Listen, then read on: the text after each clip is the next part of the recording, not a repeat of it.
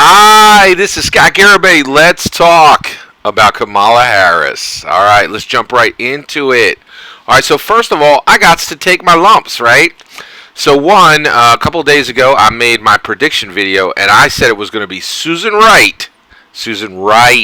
Excuse me, Susan Rice. And so basically, yeah. So did I say it was going to be Susan Rice or Karen Bass?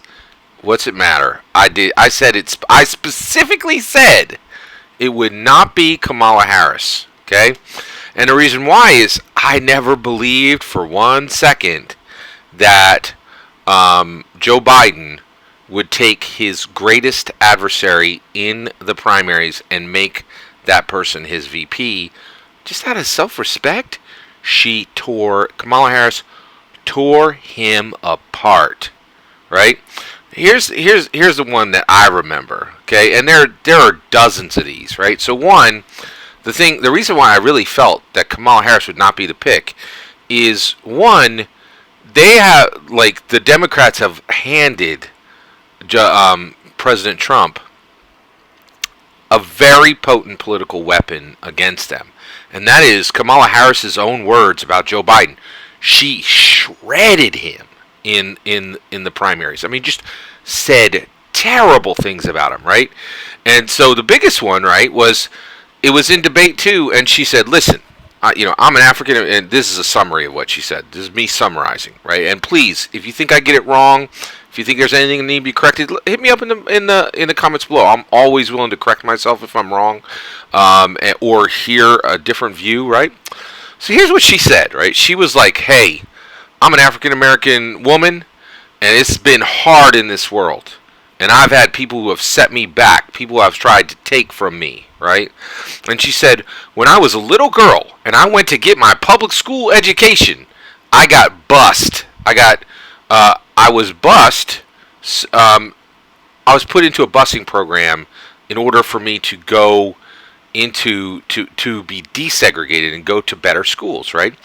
And you, Joe Biden, personally stopped me from getting what I needed."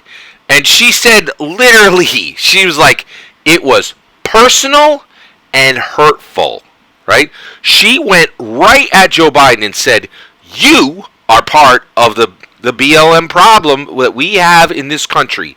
You have built this system, and I personally am offended, and it was hurtful what you did to me as a little girl." Those are her words. Like she went right at his face. I mean, it was like, and so here we are, right? BLM world, right? And she's like, "You laid the bricks, Joe Biden, personally, and it was hurtful to me." Personal, hurtful, right? Like, you're like, whoa. You're like, and so it's hard to walk back from that, because the reality, and here's the take, right? I think right now, I think Joe Biden and Kamala Harris do not like each other at all. I think they frankly, I think it's the opposite of like. A 4-letter word starts with H, ends with E, has hat inside it. I do not think, it's harsh, right? And I think the reality is what you're looking at is you are looking at a political construct. It's all it is. Like, they're just saying, this is power on the line, baby. Let's get this done. We're going to put this stuff to the side. But they do not like it. And frankly, I don't think they even talked before this happened. I don't even think there was a conversation. And frankly, I don't think there's going to be many conversations going forward. This is completely political.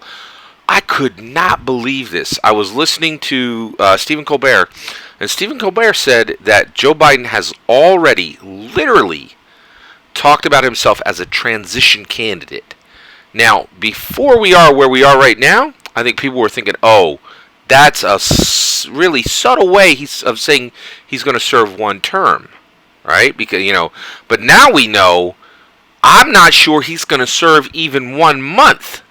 Right, so it's clear that so that's clear. So my whole point is, I was absolutely shocked that that Kamala Harris, who personally dislikes Joe Biden, and believes that Joe Biden was fundamentally responsible for holding a public education from her based on the color of her skin is now like, hey, Joe. Like, I'm like, wow. Like, that is a political construct if I have ever seen one. You know, like that, you know, that is a match made. Oh, boy. Yeah. So, this is where we're at, people, man. Like, this is the year from heck. This is the year from heck. We are in it now, baby. And you are seeing some strange things happen.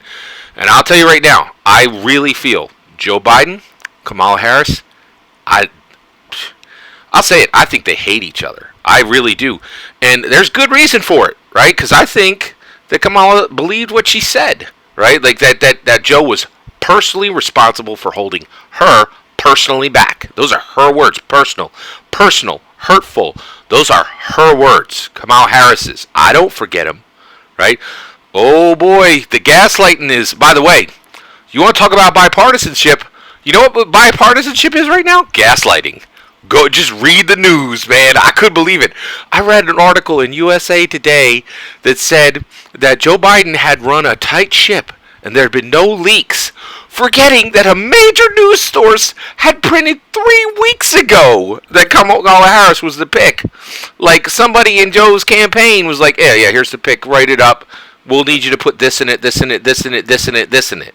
Right? Like, and like, are you kidding? Run a tight ship?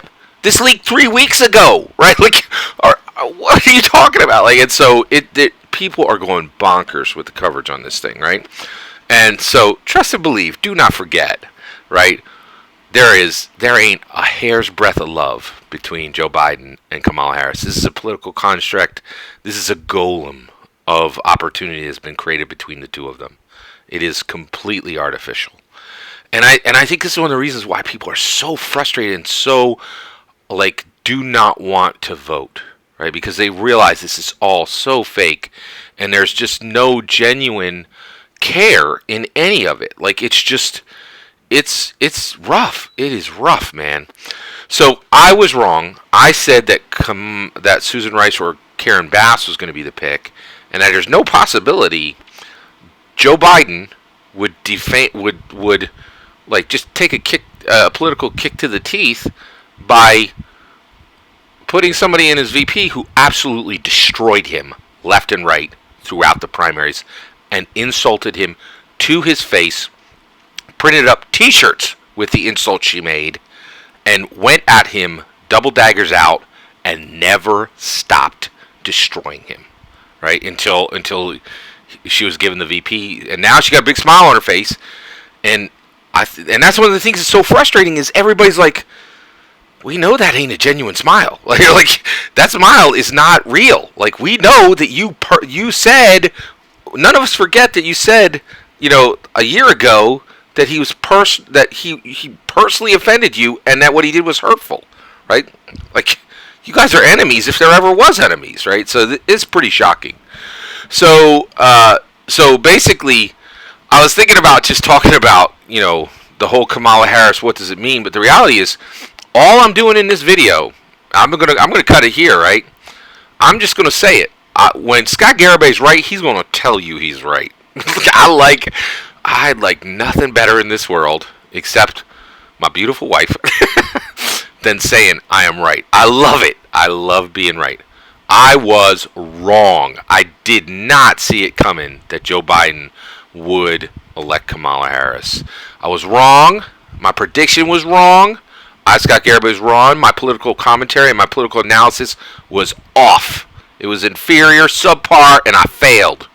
And that's okay. It's all right. You know, like, the reason why I'm saying that is you got to take your lumps, right? When you're right, claim it, enjoy it. But when you're wrong, take your lumps, right? And I'm taking my lumps. I was wrong. Sorry, people. I should have invested. I should have, like, you know, I should have had better political analysis, and that's why I listened to Slate Political Gabfest. David Plotz, Emily Bazelon, John Dickerson, they had it right. They knew all along. All three of them ignored and never touched Andrew Yang. They were 100% right. He was nothing. He turned out to be a loser, just like all the rest of them, right? He gave up before he even went into Super Tuesday, And I was so frustrated with my political commentary heroes when they didn't recognize the genius of Andrew Yang, but every single one of them knew him. He wasn't worth a hair's breadth out of their mouth. He wasn't worth the breath out of their mouth because he wasn't going anywhere, and they all knew it. Right? So I'm trying to get better. I'm trying to be able to read between the lines and see what's because I will tell you right now, I did not see this coming. I was wrong. My apologies. I'm taking my lumps. You can all laugh at me in the comments. And hey, I will say this is exciting. It's very exciting to see the Kamala Harris.